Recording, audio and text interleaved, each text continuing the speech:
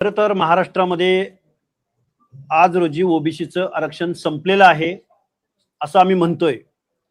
मुळात महाराष्ट्रामधले सर्व मंत्री, मुख्यमंत्री, उपमुख्यमंत्री, विरोधी पक्षनेते, आमदार, खासदार या सगळ्यांचं म्हणणं असं आहे की ओबीसी आरक्षणाला धक्का न लावता आता आमचं मुख्यमंत्री महोदयांना एक विनंती आहे की ओबीसी आरक्षणाला धक्का लागलाय का नाही लागलाय तेवढं तुम्ही आम्हाला पुढे येऊन सांगितलं पाहिजे।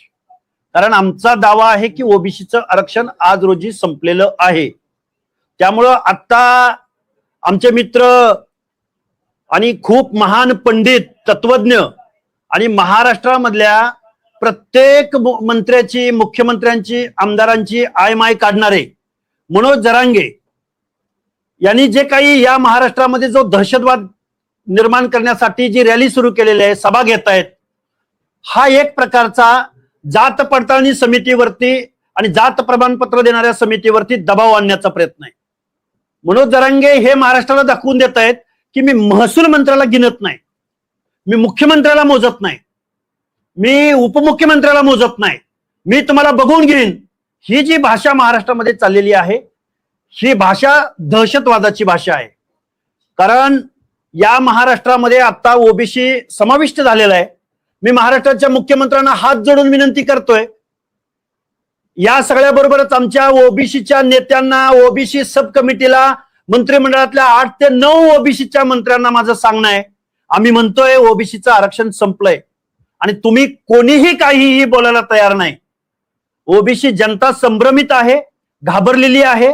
त्याचं कारण असं आहे की आताच्या ज्या काही निवडणुका झाल्या त्या निवडणुकामध्ये ओबीसीच्या जागेवरती शासनकर्ते जमात असलेले मराठे निवडून आले का नाही आणि मग मूळ ओबीसी कुठं गेला याचं उत्तर मुख्यमंत्री महोदयांनी दिलं पाहिजे।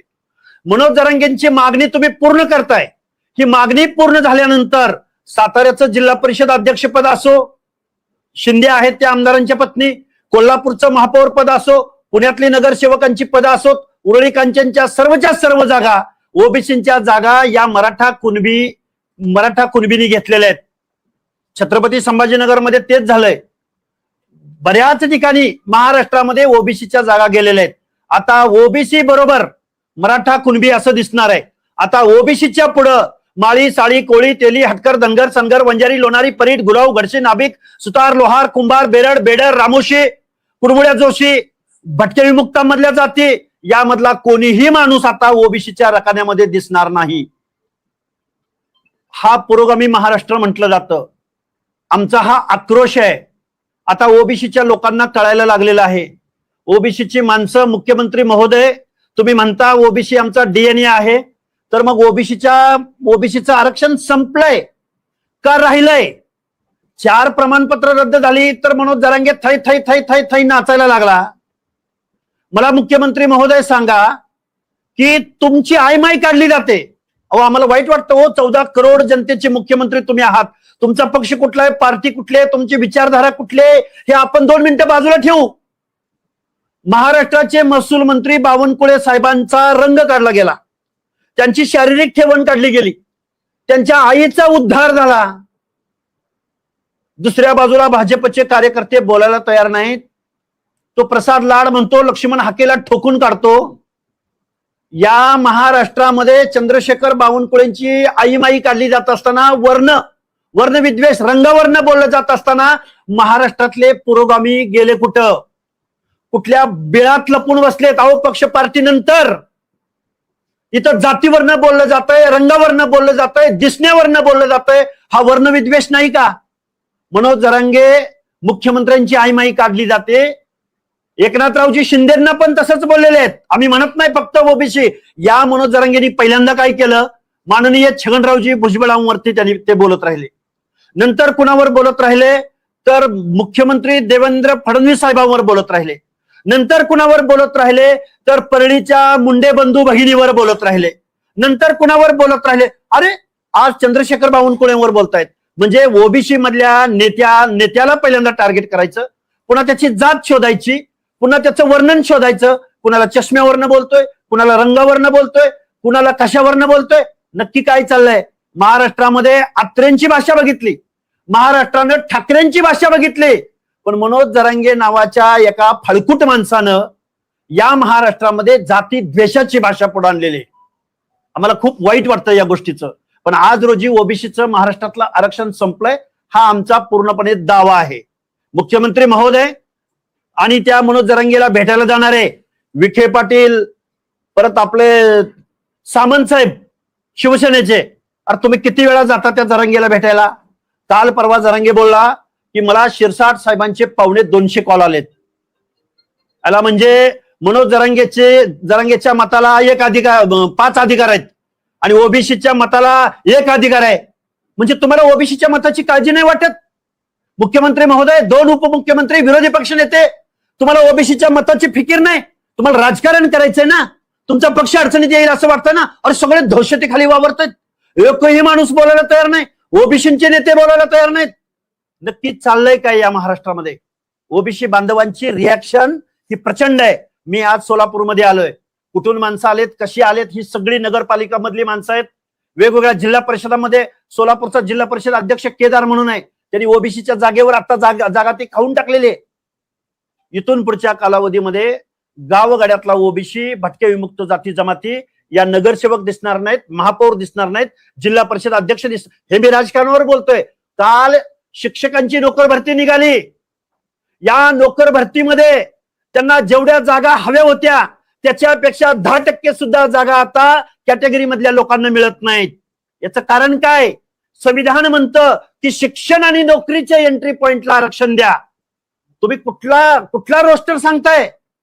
तुम्ही कुठल्या जागा तुमच्या फुलफिल आहे म्हणून सांगताय आणि मग आमच्या जागा फुलफिल आहेत तर ईडब्ल्यूएसच्या आणि एससीबीसीच्या जागा कशा वाढतात? त्यांचे प्रतिनिधी नाहीत का तिथं? हे सगळं महाराष्ट्रामध्ये सामाजिक अन्याय चाललाय. ओबीसीचं आरक्षण संपलंय आणि बोलता बोलता माझ्या आंबेडकरी जनतेला आणि दलित चळवळीमधल्या सर्व पक्षांच्या गटप्रमुखांना माझं सांगणं आहे, आज रोजी ओबीसीचं आरक्षण संपलंय, तुम्ही पुढे आलं पाहिजे. आमची आर्त विनंती आहे, मागच्या चुका ज्या झाल्या त्या झाल्या, पण आज आम्ही जात्यामध्ये आहोत. उद्या एससी एसटी सुपामधून जात्यामध्ये येणार आहे आणि आपलं आरक्षण संपणार आहे. जो प्रसाद लाड नावाचा हरामखोर रिश्वतखोर माणूस जो मांडवली करायला जरांगे पाटलाकडे जातो, त्या प्रसाद लाडच्या कंपनीनं काय ती crystal group of companies 1 lakh रोजगार घेऊन गेलाय हा प्रसाद लाड हरामखोर. त्याच्या कंपनीचा 76% महसूल हा शासन भरतय. त्याला 12% सर्व्हिस टॅक्स दिला जातोय. 1 लाख नोकऱ्या शासनाच्या समाज कल्याण विभागापासून ग्राम विभागापासून ते शिक्षण विभागापर्यंत महाराष्ट्राची सगळ्या नोकऱ्या आम्ही म्हणतोय यार आमचे डॉक्टर झाले, आमचे इंजिनियर झाले, आमची पोरं अभ्यास करतायत. अरे पण तुम्हाला नोकऱ्या कुठं मिळणार, कधी मिळणार? कारण प्रसाद लाडच्या क्रिस्टल ग्रुप ऑफ कंपनीजनं 1 लाख रोजगार पळवलेत. तिथं आरक्षण पाळलं जातं का? मुख्यमंत्री महोदय, माननीय बाळासाहेबजी आंबेडकर, वेगवेगळ्या दलित संघटनांना माझी विनंती आहे, तुम्ही आरक्षणाच्या उपवर्गीकरणावरून या महाराष्ट्रामध्ये 2 समाजामध्ये भांडणं लागलेत. अरे पण तुमच्या नोकऱ्या या प्रसाद लाड हरामखोर माणसाच्या कंपनीने सगळ्या नोकऱ्या लाटलेत. कशासाठी तुम्ही आरक्षणासाठी भांडताय? काय चाललंय नक्की महाराष्ट्रामध्ये? आणि हा प्रसाद लाड म्हणतो हाकेला ठोकून काढतो, तू मुख्यमंत्र्यावर बोलून दाखव, तुला ठोकून काढतो. आणि मग हा मनोज जरांगे आय माईक काढत असताना तू काय करतोयस नक्की? म्हणजे आम्ही ओबीसीच्या माणसानी, दीनदलिताच्या माणसानी जर काही बोललं तर तू ठोकायची भाषा करतो. आणि हा मनोज जरांगे रात्रंदिवस चंद्रशेखर बावनकुळेंची आई माई काढतोय, मुख्यमंत्र्यांची आई माई काढतोय, आमच्या मुंडे बंधू भगिनींना वाईट भाषेत बोलतोय, छगनरावजी भुजबळांना वाईट भाषेत बोलतोय. तू काय करतोय नक्की? या महाराष्ट्रातलं आम्हाला कधी नव्हे ते सगळे आमदार जरांगीला घाबरतात. नक्की काय चाललंय? अरे हे जरांगे नावाचं लूत भरलेलं कुत्र आहे. आता आम्हाला सुद्धा ग्रामीण भाषेत बोलावं लागेल. आणि या लूत भरलेल्या कुत्र्याच्या डोक्यावरती राज मुकुट बसवला एकनाथराव शिंदे, तुम्ही बसवला. आणि ते लूत भरलेलं कुत्र आता कुणाला पण चावा घेत सुटलंय. आजपर्यंत आम्हाला वाटायचं अरे ह्याच्या डोक्यात काहीतरी परिणाम असेल, भुजबळ साहेबांना चावतोय, भुजबळ साहेबांकडेच पळतोय. पण ते मुंडे बंधू भगिनीकडे गेलं, पुन्हा तिकडून कुणीकडे गेलं, माननीय मुख्यमंत्री महोदयांकडे गेलं, पुन्हा कुणीकडे गेलं, आता एकनाथरावांकडे गेलं, आणि आज कुणाकडे बोलतोय तर बावनकुळे साहेबांकडे बोलतोय. नक्की काय चाललंय या महाराष्ट्रामध्ये? खूप काही बोलता येण्यासारखं आहे. पत्रकार बांधवांनो, तुम्ही प्रश्न विचारा, आम्ही उत्तर देऊ. 1 लाख रोजगार जवळपास पळवलेले आहेत. कशा पद्धतीनं हे नोकऱ्या पळवलेल्या आहेत त्या संदर्भात काय सांगतात? हे बघा, महाराष्ट्रामध्ये एकदा प्रसाद लाड असं बोलले की लक्ष्मण हाकेनी प्रसाद लाड गुगलवर जाऊन सर्च करावा. अरे मित्र, एक आंदोलक मेंढपाळाचा पोरगा, मग मी त्याला सर्च केला तर त्याच्या ग्रुप ऑफ कंपनीच्या 8-9 कंपन्यांची नावं आली.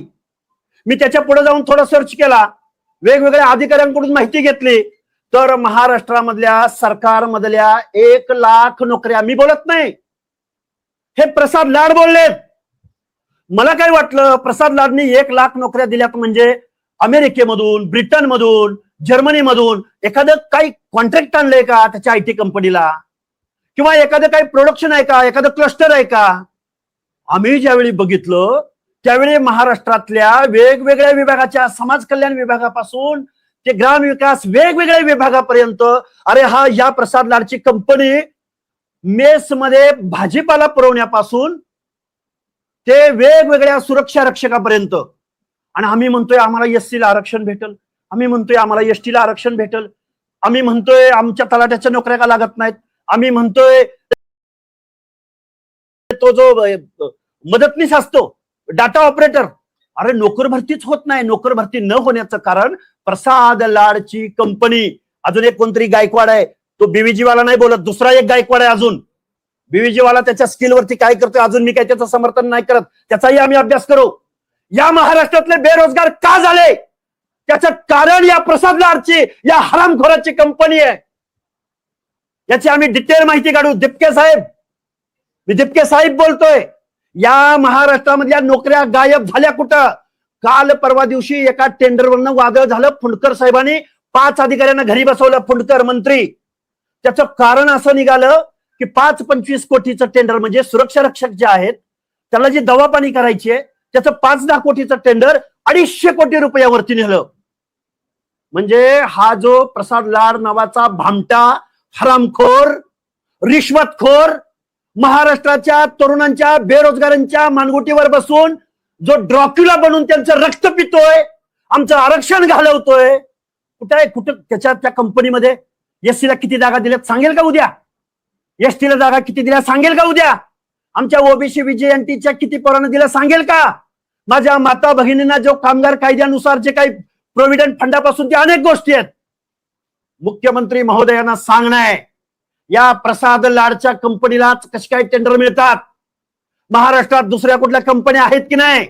आता वाईट या गोष्टीचं वाटलं, हा हरामखोर माणूस जरांगेला जाऊन मांडवली करायला जातोय, म्हणतोय मी 50 हजार माणसं असतात. मग आमचा गावगाड्यातला एखादा लमान, आमच्या गावगाड्यातला एखादा कुंभार, सुतार, लोहार, आमच्या गावगाड्यातला एखादा नाथपंथी, डवरी गोसावी 50 हजार माणसाची गर्दी नाही करू शकत. मग त्याचं आरक्षण तुम्ही काढून घेणार. हे न्यायाचं राज्य आहे का महाराष्ट्र? काय चाललंय नक्की महाराष्ट्रामध्ये? आमचा ओबीसी विजयंती, अरे मुख्यमंत्री महोदय तुम्ही काल घरगणना झाली म्हणे महाराष्ट्रात, त्या तुमच्या रकान्यामध्ये ओबीसीची जात निहाय जनगणना तर होणारच नाही, पण आमच्या भटक्यांची पाल आहेत, पाल जमिनीशी समांतर, त्या तुमच्या रकान्यामध्ये पाल, झोपडी, खोप याचा उल्लेख आहे का? आणि जर मग तुमच्या गणनेमध्ये पालाला स्थान नसेल तर मग पालामधली माणसं मोजली जाणार नाहीत, भटका मेंढपाळ मोजला जाणार नाही. गावगाड्यामधल्या हर एक माणसावर अन्याय तुम्ही करताय. आणि जरांगे जो बोंबलतोय, जरांगे जो अर्वाच्य भाषेत बोलतोय, गरजले जरांगे गरजले. आता तू पश्चिम महाराष्ट्रामध्ये आलाय जरांगे, जरा अभ्यास कर. पश्चिम महाराष्ट्रामधल्या तालुक्यामध्ये गेलास तर ओबीसी विजयंती जर एकवटला तर भल्या भल्या माणसांनी तुला कोण कोण आमदार भेटायला आले आम्ही लिस्ट बनवली, त्यांचा बरोबर सगळ्यांचा करेक्ट कार्यक्रम होणार.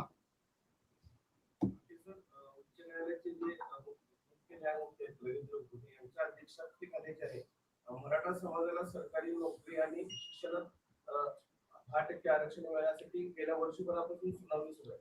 आता त्यांची बदली झाली आहे कोलकाता उच्च न्यायालयामध्ये. मला आता पुढची भूमिका काय? हे बघा, न्यायालयामधलं जे काय आहे, कुणाची बदली, कोण न्यायालय, हे काय आपल्या हातातली गोष्ट नाहीये. पण मुळात असं आहे की महाराष्ट्र शासन एका बाजूला 10% प्रयत्न करत आहे. नोकऱ्या होल्ड केल्या गेलेल्या आहेत 10% रिझर्वेशन संदर्भात. मला महाराष्ट्राच्या मुख्यमंत्री महोदयांना एक प्रश्न विचारायचा आहे EWS मध्ये पण हे जाऊ शकतात, SCBC मध्ये पण हे जाऊ शकतात, OBC मध्ये पण यांना येण्यासाठी अरे तहसीलदार लोकांनी, तहसीलदार प्रशासनातल्या तहसीलदारांनी स्टेटस ठेवलंय की कुणबी दाखला काढण्यासाठी काय काय लागतं. म्हणजे शासन पुरस्कृत प्रोग्राम आहे दाखले वाटण्याचा. अरे आमच्या भटक्यामधल्या, OBC मधल्या, बलुत्या अलुत्या मधल्या, SC ST मधल्या, अल्पसंख्याक मधल्या एखाद्या माणसानं जर दाखला काढायला अर्ज दिला तर 6-6 महिने आम्हाला खेटे घालावे लागतात. आणि शासन म्हणतोय, शासन एक तहसीलदार आहे, त्या तहसीलदाराचा मी स्टेटस दाखवतो तुम्हाला. त्या तहसीलदारानंच ठेवलंय की ही कागदपत्र घेऊन या आणि दाखला घेऊन जावा. काय चाललंय नक्की? मुळात नोकऱ्या पर्याप्त प्रतिनिधित्व नसेल तरच रिझर्वेशन मिळतं. ही बेसिक लाईन आहे, बेसिक. राज्य मागासवर्ग आयोग अलाउ करत नाही मराठा समाजाला OBC मध्ये. सुप्रीम कोर्टाचं जजमेंट मराठा समाजाला OBC मध्ये अलाउ करत नाही. पण कुणब्याचा दाखला खाडाखोड करून दाखला, ते निर्गम बुक असतं त्याच्यामध्ये, अहो शाळेमधलं 7वी पर्यंतची शाळा असते, त्या शाळेमध्ये जाऊन दप्तर हिसकावून घेऊन त्याच्यामध्ये मराठा समाजाच्या समोर पुढे जागा असेल तर कुणबी. अरे निर्गम बुक असेल किंवा वेगवेगळी दप्तर असतील, त्या दप्तरामध्ये खाडाखोडी केलेत. कारण महाराष्ट्र यांच्या हातात आहे. सरपंचापासून तहसीलदारांपासून ते वेगवेगळ्या पदापर्यंत यांची सगळी माणसं आहेत. आता ते सामंत साहेब म्हणतायत आम्ही बघून घेऊ. असं होणार नाही. म्हणजे तुम्ही दबाव टाकताय. जात पडताळणीची जी काही कमिटी आहे तिला न्यायिक अधिकार आहेत, त्यांच्यावर दबाव टाकताय. म्हणजे आता जरांगेनं जी रॅली सुरू केली, जे काही इशारा बिशारे देत आहेत, अर्वाच्य भाषेत बोलतायत, तुम्ही शासनावर दबाव टाकताय. म्हणजे एक वेगळं काही या लोकशाहीमध्ये एक वेगळं काही सत्तास्थान निर्माण झालं की काय? आणि अशा पद्धतीचं होत असताना सत्ताधारीही काही बोलत नाहीत आणि विरोधातलेही काही लोक बोलत नाहीत. आणि दुर्दैवानं खेदानं नमूद करतो की OBCचे 9 मंत्रीही काही बोलत नाहीत. या 9 मंत्र्यांनी एकदा या OBC बांधवांना येऊन पुढे सांगावं. वेगवेगळ्या समाजातले हे मंत्री आहेत, त्यांनी पुढे येऊन सांगावं हाके बोलतोय ते चुकीचं बोलतोय असं तरी सांगा एकदा. मागासवर्गीय आयोग येऊन गेला, त्यांनी जात पडताळणी समितीचा हे घेतला, आढावा घेतलेला. तर जवळपास 5,500 दाखले वर्षभरात, या वर्षभरात OBCचे प्रलंबित आहे. म्हणजे प्रांत अधिकारी आणि हे जात पडताळणीच्या अधिकाऱ्यांची जेव्हा हे घेतला स्टेटस घेतलं सर, तर 5,500 दाखले अजूनही OBCचे प्रलंबित आहे. तुम्ही असा राज्यभराचा काय आढावा घेताय का? OBCचे किती दाखले आपल्या स्तरावर प्रलंबित आहे? हे बघा, महाराष्ट्रामध्ये आमचा एक डोंगरामध्ये राहणारा कोळी, महादेव कोळी, त्यांचा अजून प्रश्न मिटला नाही. त्यांना अजूनही दाखले काढायचे म्हणलं तर भटक्या विमुक्तामधला माणूस जर त्यांना अर्ज दाखल केला त्याला 6 महिने काही त्याला मिळूच शकत नाही दाखला. अशी आजही परिस्थिती आहे.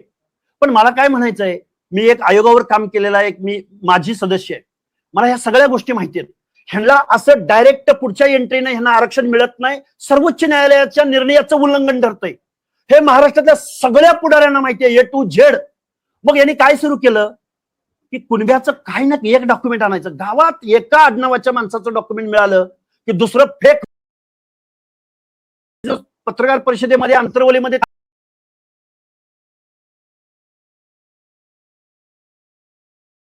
महाराष्ट्रामधल्या सत्ताधाऱ्यांनी आता येन केन प्रकारे मराठा समाज बघा 2 लाख दाखलेत, 2 लाख, आणि फक्त काही हजारामध्ये पेंडिंग आहेत.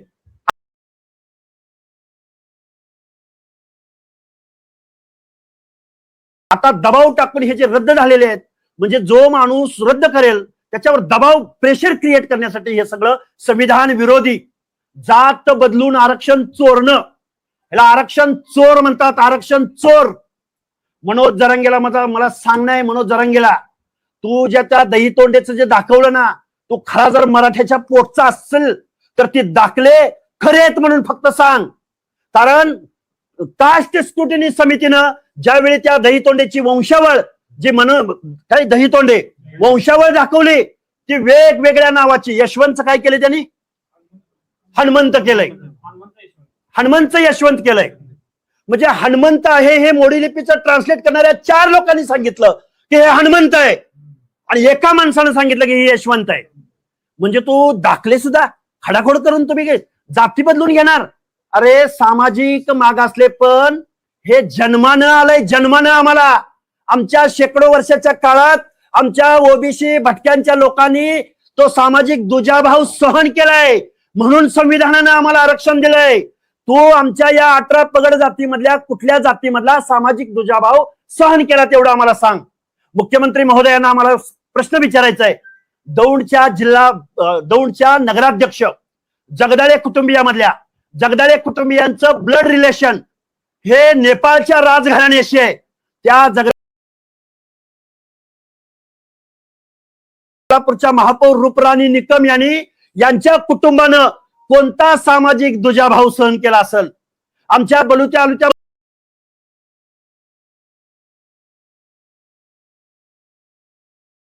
व्यवसाय केला. तुम्ही कोणता व्यवसाय केला म्हणून तुम्ही ही अख्खी कायनात तुम्ही एका चौथी नापास माणसाच्या सांगण्यावरनं आमचं अख्खं ओबीसीचं सामाजिक न्यायाचं जहाज समुद्राच्या बुडाला तुम्ही घेऊन गेलेले आहात. तुमचा खरा डीएनए जर ओबीसी असेल तर तुम्ही आम्हाला पुढे येऊन सांगचाल की ओबीसीचं आरक्षण आज संपलंय, राहिलंय, डुबलंय का बुडलंय? याचं उत्तर आम्हाला फक्त तुम्ही द्या. प्रश्नच नाही. मला सांगा, जर आमचा सुप्रीम कोर्टाच्या भाषेत शासनकर्ती जमात असलेला मराठा समाज जर ओबीसी मधून सर्टिफिकेट घेऊन उद्या निवडणुकांना उभा राहिला, उद्या शिक्षण आणि नोकरीच्या एंट्री पॉइंटला आला, तर त्याच्या स्पर्धेमध्ये आमचा हा तारुणारू गावगड्यात एक एक एक एक घर असलेला वेगवेगळा विस्थापित असलेला समाज कशी स्पर्धा करू शकेल बरं? साताऱ्याचा जिल्हा परिषद अध्यक्ष जशा त्या शिंदे मॅडम झाल्या आमदारांच्या पत्नी, कसा आमच्यातला एखादा ओबीसी कोण निवडून गेलं नव्हतं तिथं ओबीसी माणूस? भाजपला दुसरा ओबीसी माणूस दिसला नाही? कसा त्यांच्या बरोबर इलेक्टिव्ह मेरिट? एक मंत्री मला बोला, सर जर आम्ही तिथं तिकीट दिलं नसतं तर ते निवडून आलं नसतं. अरे आम्ही निवडून येऊ शकत नाही म्हणूनच आम्हाला आरक्षण दिले ना दादा. अरे इलेक्टिव्ह मेरिट ऑलरेडी त्यांच्याकडे आहे ना. मग इलेक्टिव्ह मेरिट, आरक्षणाचं मूलभूत तत्व काय सांगतं? ज्यांचं प्रतिनिधित्व नाही, ऍडिक्वेट रिप्रेझेंटेशन नाही, त्या समूहाला पुढे घ्या. मराठा समाज जिल्हा परिषदेमध्ये नाही, पंचायतीत नाही, नोकऱ्यामध्ये नाही, पोलीसमध्ये नाही, महसूलमध्ये नाही, राजकारणात नाही, मुख्यमंत्री पदावर नाही, अर्थमंत्री पदावर, महसूल मंत्री पदावर कुठं नाही मराठा समाज. कसा झाला मागास समाज? आणि मराठा समाज मागास झाला असेल तर पुढे कोण गेला? म्हणून आमचं ओबीसीचं आरक्षण संपलेलं आहे. आमचा ओबीसी बांधव सुस्तपणे निद्रित अवस्थेमध्ये आहे. आम्ही जीवाच्या आकांतानं ओबीसीला जाग करायचा प्रयत्न करणार आहोत. तो प्रसाद लाड म्हणतो की हाकेच्या मागे 4-5 माणसं नसतात. त्या प्रसाद लाड हरामखोर भामट्याला सांगा, तुमच्या भाजपचा डीएनए भाजपला भटाबामणांच्या गल्ल्यामधून वाडी वस्ती तांड्यावरती घेऊन जायला ओबीसी, माधव आणि भटके विमुक्त जाती जमाती आहेत. मुख्यमंत्री महोदय, या तुमच्या रिश्वतखोर आणि तुम्ही ज्या सगळ्या नोकऱ्या त्याच्या हवाली केलेत, अरे 25,000 रुपयापासून 1.25 लाखापर्यंत याच्या कंपनी मार्फत त्या बेरोजगारांना पगार दिला जातो. आणि आम्ही इकडे नोकऱ्या, शिक्षण, आरक्षण, आमच्या एससी बांधवात अशी रस्त्यावरची लढाई चालू झाली. अरे तुम्ही ज्या बँकेत चेक घेऊन चाललाय ते बँक ऑलरेडी दिवाळखोरीत निघाल्या. नोकऱ्या राहिलेत कुठं? हे संविधान वाचवायचं असेल, पंचायत राज मधल्या आपल्या जागा, आपले हक्क अधिकार वाचवायचे असतील तर ओबीसी बरोबरच व्हीजेएनटी बरोबरच एसटी बरोबरच एससी, आरक्षणाच्या दायऱ्यामधल्या सगळ्या लोकांनी पुढे आलं पाहिजे. नाहीतर जरांगे सारखा माणूस जर उद्या उभं राहिला, आंदोलन केलं की मागणी पूर्ण होते, हे जर असा जर नेरेट या महाराष्ट्रामध्ये गेला तर सामाजिक न्याय आज रोजी संपलेला आहे. हे मी जबाबदारीनं तुमच्या समोर बोलतोय.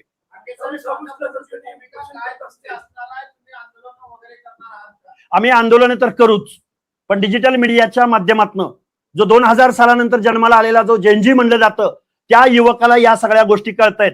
मी आज नुसतं सोलापूरमध्ये येतो म्हणलं तर माझ्या सोलापूर जिल्ह्यामधले हर एक माणूस इथं आलेला आहे. इथं सगळी जबाबदार माणसं आहेत. तुम्ही आजपर्यंत आमचे हक्क अधिकार बहुजन बहुजन बहुजन म्हणला तुम्ही. बहुजनामध्ये आम्ही कुठे बसतो? बहुजनामध्ये ओबीसीला काय स्थान आहे? जे जवळकरांनी बहुजनांची चळवळ इथं आणली, बहुजनाच्या चळवळीमध्ये फक्त मराठ्यांनी लाभ घेतला, कारखाने फक्त मराठ्यांनी काढले. आमदार, खासदार, मंत्री, मुख्यमंत्र्यापर्यंत, खासदारापर्यंत देशातलं प्रतिनिधित्व फक्त मराठ्यांनी केलं. ब्राह्मणांची आम्हाला भीती घातली, असेल ही भीती, ब्राह्मणांची भीती घातली आणि अख्खा महाराष्ट्र ओरबाडून खाण्याचं काम मराठ्यांनी केलं. आणि आता आमच्या ताटातही, आमच्या अनातही माती कालवण्याचं काम फुले शाहू आंबेडकरांचं नाव घेऊन परत आमच्या अनात माती कालवण्याचं काम ही लोक करतायत.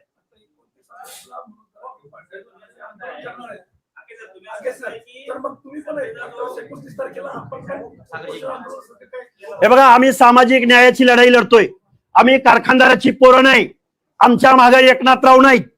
आमच्या मागे लाड नावाचा हरामखोर, भामटा, रिश्वतखोर नाही. आम्ही सर्वसामान्य कुटुंबामधली पोरं आहोत.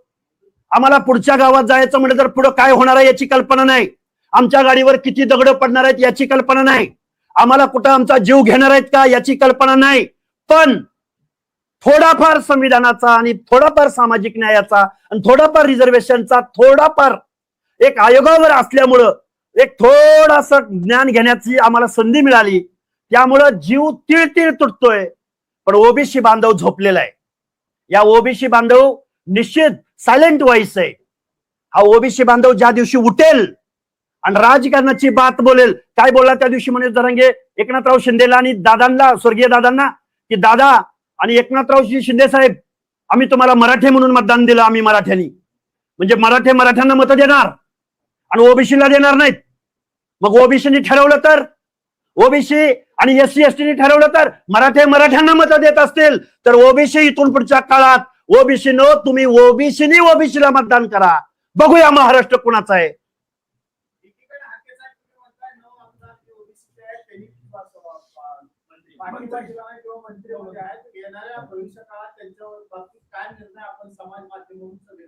मी सर्व ओबीसीचे जी काही सब कमिटी आहे त्यांच्या अध्यक्षपासून जेवढे मंत्रिमंडळातले सदस्य आहेत तुम्ही बोला.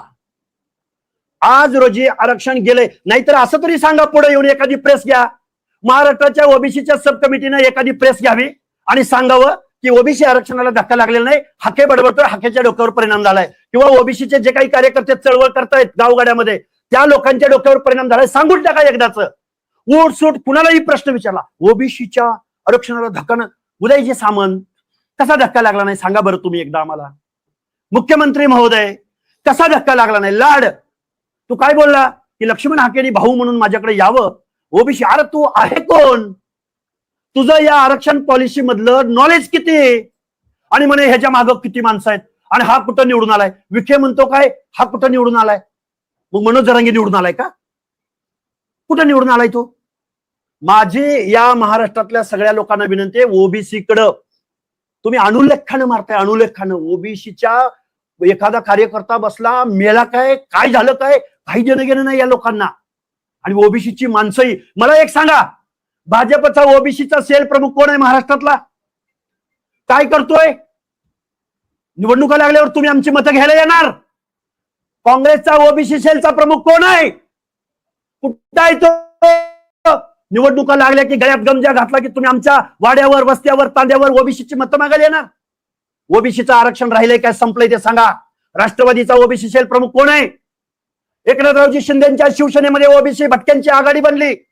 तिथले ओबीसीचे कार्यकर्ते नक्की काय करतायत? गेलंय ओबीसीचं आरक्षण गेलंय, कारण मराठा समाजाच्या कॉम्पिटिशनला तुम्ही उतरू शकत नाही. तुम्ही उतरू शकता पण तुम्हाला तिकीट मिळणार नाही. कारण ह्यांना गावातल्या पोलीस पाटलापासून, सरपंचापासून, आमदार, खासदार, मंत्री, मुख्यमंत्री, आणि काय हो, मी एक कार्यकर्ता आहे, मी इथं कोणाची बाजू अजिबात मांडायची नाही मला. पण देवेंद्र फडणवीसांवर ब्राह्मण म्हणून जर तुमचा राग असेल, तो राग आम्हाला ओबीसीवर काढताय तुम्ही. मनोज जरांगेला उभं करून, फिडिंग करून महाराष्ट्रातलं वातावरण कलुषित करा. अरे पण मारताय कुणाला? त्रास कुणाला देताय? ओबीसींना. मला वाटतंय हे महाराष्ट्रातलं राजकारण हे पुरोगामी महाराष्ट्राचं नाही. इथून पुढच्या कालावधीमध्ये जो कोणी फुले शाहू आंबेडकरांचं नाव घेईल, माझी मराठा समाजामधल्या ज्येष्ठ विचारवंतांना विनंती आहे, न्यायमूर्ती पी.बी. सामंतांचं जजमेंट तुम्ही एकदा ऐका. बी.जी. कोळसे पाटील साहेब, शरदचंद्रजी पवार साहेब, या सगळ्या ज्येष्ठ नेत्यांना माझी विनंती आहे, मराठा समाज जर ओबीसी मध्ये उतरला तर मूळ ओबीसी मराठा समाजाबरोबर स्पर्धा करू शकतो का? तुम्ही तिकीट देणार का? अरे नैतिक जबाबदारी म्हणून तरी तुम्ही ओबीसीच्या जागेवर ओबीसीच्या माणसाला तिकीट द्यायला पाहिजे होते. त्यामुळे इथून पुढच्या कालावधीमध्ये ओबीसीचा नक्की विचार करेल.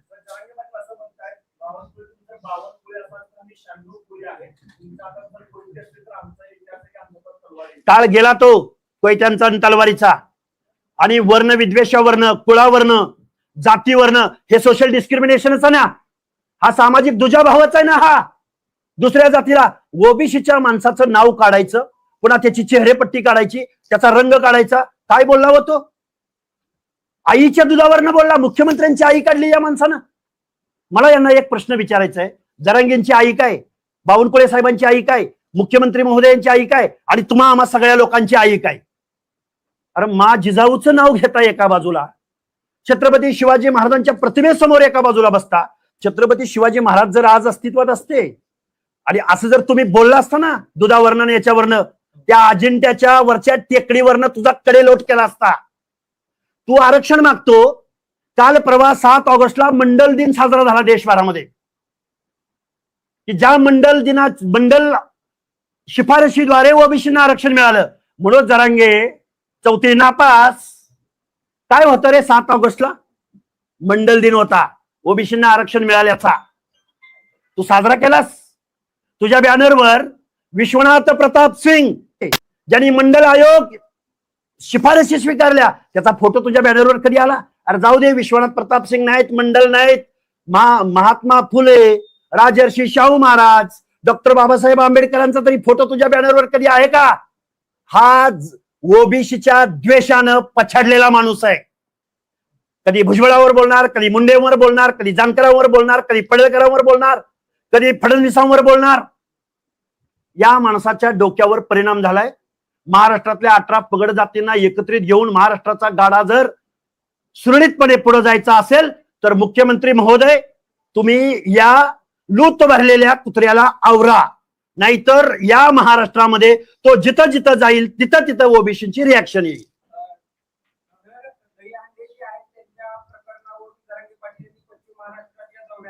बावनकुळे यांना लक्ष केलं आहे, मात्र तिथल्या अधिकाऱ्यांनी सांगितलं आहे की बावनकुळे यांनी कारवाई करायचं सांगितलं होतं, दाखला रद्द करा असं सांगितलं होतं, असं तिथले अधिकारी म्हणतात. जे जात पडताळणी समितीच्या अधिकारी आहेत ते म्हणतात. हे बघा, मग ते झालं ना, सांगितलं ना काल. म्हणजे हा मनोज जरांगे साप साप साप म्हणून किती भुई बडवतोय. मला तर असं वाटतंय हा शांत बसला होता, ह्याच्या समोरचे कॅमेरे सगळे बाजूला गेले होते. दिल्लीमध्ये एक आंदोलन सुरू झालं होतं, ज्याला गड्याला दम निघत नव्हता, म्हणून प्रसाद लाडला बोलवलं. प्रसाद लाडनं जाऊन तिथं ज्या उंगल्या करायच्या त्या केल्या. मुख्यमंत्री महोदयांच्या आणि एकनाथराव शिंदे साहेबांच्या आणि महसूल मंत्र्यांच्या विरोधात बोलायला प्रसाद लाडनंच लावलंय जरांगेला. आम्हाला बोलावं लागलं या गोष्टी. का बोलत नाही? मुख्यमंत्र्यांची आईमाई करताना हा लाड हा जरांगेवर का बोलत नाही? काय झालं? नाही मी मागं बोललो होतो, आता का बोलत नाही? हे काहीतरी खूप मोठं ठरवून या महाराष्ट्रामधलं ओबीसीचं प्रतिनिधित्व, ओबीसीचं आरक्षण संपवण्याचं षडयंत्र या महाराष्ट्रामधल्या सत्ताधाऱ्यांकडून राबवलं जातंय.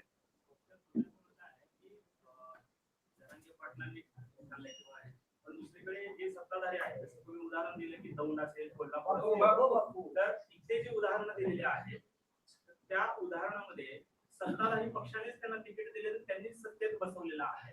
28 आपण तेव्हा हे मुख्यमंत्र्यांना हा सवाल नाही करत. मी मुख्यमंत्र्यांना डोळ्यासमोर ठेवूनच बोलतोय की मुख्यमंत्री महोदय, तुमचे अनेक मंत्री, अनेक नेते असं म्हणतायत की ओबीसी आरक्षणाला धक्का लागला नाही, तर मुख्यमंत्री महोदय ही सगळी जी लोक नियुक्त झालेले आहेत हे कशाचं उदाहरण आहे? हाच प्रश्न विचारतो ना मी मुख्यमंत्री महोदयांना.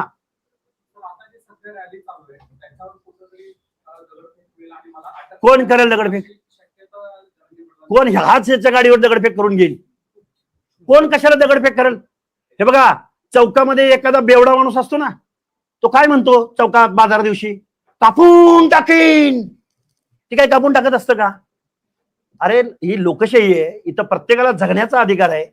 इथं आता आम्ही 96 कुळे, आम्ही असं नाहीये. आता कोण? तू कुठल्या नंदनवनात, मूर्खाच्या नंदनवनात वावरतोय का? हे जात वर्चस्वाची भावना आहे या माणसाची, जात वर्चस्वाची. एका बाजूला छत्रपती शिवाजी महाराजांचं मा जिजाऊंचं नाव घ्यायचं आणि याची ट्रोलर गँग जो ओबीसीच्या बाजूने बोलल त्याची आयमाई काढतो. तुम्हाला काय अधिकार आहे बरं?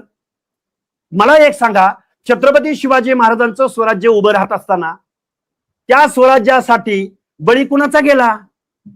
कुणाचा गेला सांगा उभं यांनी? जीवा महाले, शिवा काशीद, मेहरजी नाईक, तानाजी मालुसरे, तुम्ही कुठं होता त्यावेळी?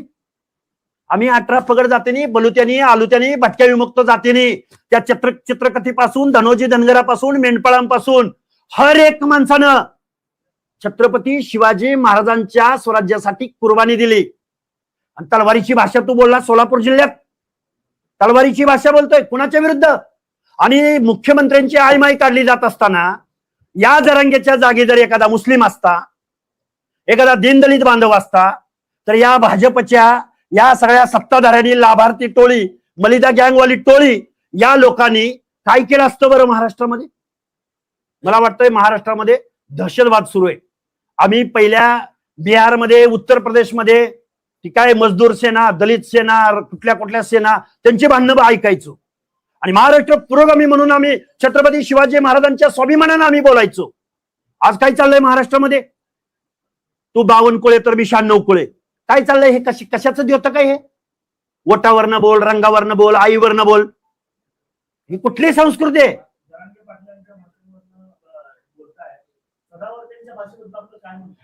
कोणी असो, सदावर्ती असो किंवा कोणी असो, महाराष्ट्राच्या राजकारणाचा पोत ऍक्शनला रिॲक्शन येत असेल. उद्या अजून कोण शिव्या देणारी माणसं पुढे आली, सुरुवात कुठून झाली या पण गोष्टीचं, याचं पण आपण परिशील. आम्ही शिव्या देऊ शकत नाही असं म्हणायचं का तुम्हाला? आमच्या दिवसाची सुरुवात शिव्याने होते, दिवसाची सुरुवात शिव्याने होते. म्हणजे जिल्हा परिषदेचे असेल, नगरपालिकेचे असेल, नगर परिषदेचे असेल, जिल्हा परिषदेचे असेल, या निवडणुकीत ओबीसीचं आरक्षण मराठा समाजाने घेतलेला टाकलेला असा जात पडताळणीच्या बऱ्याच ठिकाणी जात पडताळणीकडे अशा तक्रारी केलेल्या आहे. हे ऐका, आकडेवारी 2 लाख प्रमाणपत्र वाटलेत. ओबीसी बांधवांनो, हात जोडून विनंती आहे तुम्हाला. काल परवाच पेपरला जाहीर झालंय, वेगवेगळ्या तुमच्या सगळ्या इलेक्ट्रॉनिक मीडियावरून आकडेवारी जाहीर झाली. आणि कुठंतरी 200, 250, 276, 71 काहीतरी होल्ड आहेत. आणि मग एवढी लाखो प्रमाणपत्र जर वाटली गेली असतील, सोलापूरचा जिल्हाध्यक्ष आमचा तो केदार म्हणून कोणतरी आहे, त्याच्या बायकोनं ओबीसीची जागा घेतली. कुठे राहिलंय ओबीसीचं आरक्षण? त्या सांगली जिल्ह्यामध्ये दिगंची मध्ये एक तानाजी पाटील नावाचा एक सावकार आहे, त्याच्या पोरानं ओबीसीच्या जागेवर उभं राहून ओबीसीची जागा पहिली दिगंची गटातनं घेतली, पुन्हा सांगली जिल्ह्याचा सभापती पण झाला. अरे किती उदाहरणं सांगायची तुम्हाला? कसं राहिलंय सांगा बरं? प्रतिनिधित्व एकाच माणसाला मिळतं. प्रत्येकाच्या घरात जिल्हा परिषद सदस्य, प्रत्येकाच्या घरात कलेक्टर नाही होणार. पण प्रतिनिधित्वच आमचं संपवून टाकलंय. मग कसं उरलंय आरक्षण ओबीसीचं? आता ओबीसीच्या बरोबर फक्त कुणबी येणार का? आणि तिकीट वाटली जात असताना फक्त कुणब्यांना वाटली, कुणबी मराठ्यांना वाटली जाणार का? सर असा प्रश्न आहे, आता ओबीसीचं आरक्षण संपलंय म्हणताय, दुसरीकडे धनगर समाजाचा प्रमुख मागणी होती की एसटी मधून आरक्षण मिळावं, त्यासाठी तुमची भूमिका? अरे अंगावरची कापडं काढून घेतलेत. आता आमची पोरं कुठेतरी एमपीएससी ला, कुठेतरी शिक्षणात, नोकरीत विजय एनटी मधनं, NT3 मधनच घेतात ना. 27% 3.5% क्वांटम धनगर समाजाचा आहे.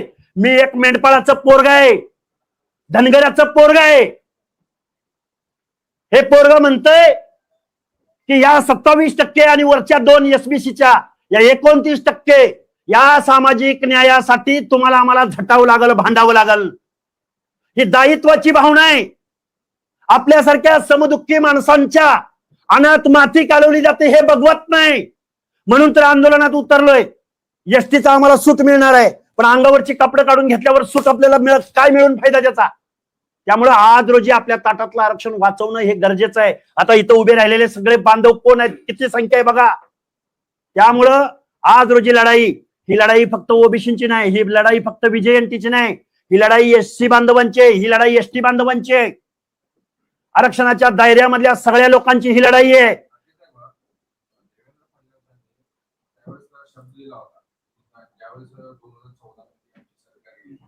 पहिल्या कॅबिनेटमध्ये धनगर समाजाला एसटीचं आरक्षण, तर काय सांगाल ते आजपर्यंत एसटी नाहीच मिळालं ना.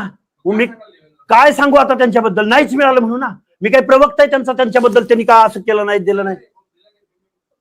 चालूच आहे ना लढाई, लढता येतच ना आमचे कार्यकर्ते, कोण लढत नाही, चालूच आहेत मागण्या सगळ्या. आमचं म्हणणं काय आहे की जे ऑलरेडी दिलंय, एक झोपडं आहे आम्हाला काहीतरी, बाबा हे तुला हे झोपडं, तुला हे झोपडं, तुला एनटी ब चं झोपडं, तुला एनटी क चं झोपडं, तुला ओबीसीचं झोपडं, तुला एससी चं झोपडं, हे झोपडं पण काढून घेणार तुम्ही. एससी मध्ये उपवर्गीकरण करण्याचा सरकारचा डाव आहे. त्या निमित्तानं 2 समाज आमने सामने आलेला आहे आणि ते दोन्ही समाज मोर्चा करतायत. त्यांचा प्रश्न देखील होता आरक्षणाचा. एससी मध्ये जाती किती आहेत, संख्या कुणाची किती आहे सांगता? किती रकाने करायचे, किती तुकडे करायचे आणि कुणाला कुठल्या घरात घालायचं, काय डाटा आहे शासनाकडं? बरोबर आहे का चूक आहे? 59 जाती आहेत, 59 जातींचे तुम्ही किती रकाने करणार आणि कुणाला कुठल्या रकान्यात घालणार, 1 नंबर रकान्याला कुणाला टाकणार, काय आहे शासनाकडे माहिती? रंगावरनं करणार, व्यवसायावरनं करणार, भौगोलिक प्रदेशावरनं करणार, काय करणार आहे तुम्ही? भांडण लावून दिलेत या लोकांमध्ये. मी एक आयोगाचा माजी मेंबर म्हणून या गोष्टी सगळ्या आम्हाला माहिती आहेत. हे सगळं चालू आहे, ते राजकारण चालू आहे. फोडा झोडा आणि राजकारण करा, निवडणुका जिंका. काही पडलेलं नाही, कुणाच्या नोकऱ्याबद्दल पडलं नाही, कुणाच्या शिक्षणाबद्दल पडलं नाही, कुणाच्या आरक्षणाबद्दल पडलेलं नाही.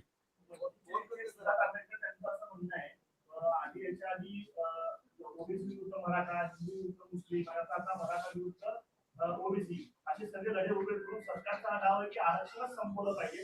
त्यासाठी सगळे भांडण लावले. असं झालं तर पुढच्या वेळी 2029 महाराष्ट्राच्या विधानसभेवर ओबीसींचा झेंडा असेल. खुशाल, त्यांना शुभेच्छा आहेत आमच्या.